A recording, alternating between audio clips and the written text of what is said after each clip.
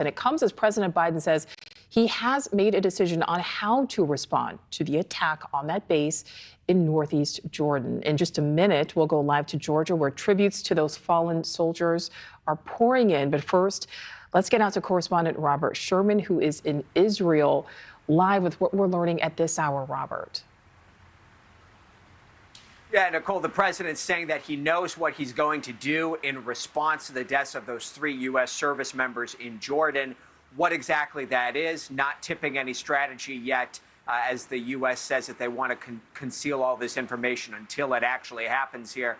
But there are a lot of question marks here as to what exactly will be happening, and more pointedly, exactly how hard the United States will be hitting back and against whom. The group that carried out this attack, the Islamic Resistance out of Iraq, they're the one who took responsibility for this, but they have the backing of Iran. Exactly how much of a relationship they have with Tehran and exactly do they take any marching orders from them, that remains to be seen. But the White House says, without question, there's a strong relationship there. This is what John Kirby had to say. Listen to this. We know that Iran supports these groups. The degree to which they order and direct is something that, intelligence analysts will look at. We know they support them. We know they resource them. We know they train them.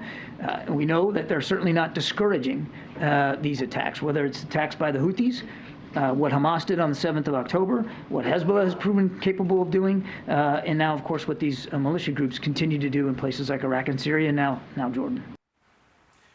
That's significant, and it begs the question, who exactly will be struck when it comes to this response here? There have been some asking the question of whether the United States would consider a direct retaliation against Iran. But you've also heard the White House make abundantly clear they don't want a conflict with Iran. They don't want the situation to spiral out of control. But they do want deterrence to be reestablished to stop all these attacks from being carried out against their service members in the Middle East. Between Iraq, Syria, and now Jordan, over 160 attacks have been carried out against U.S. service members since October 17th.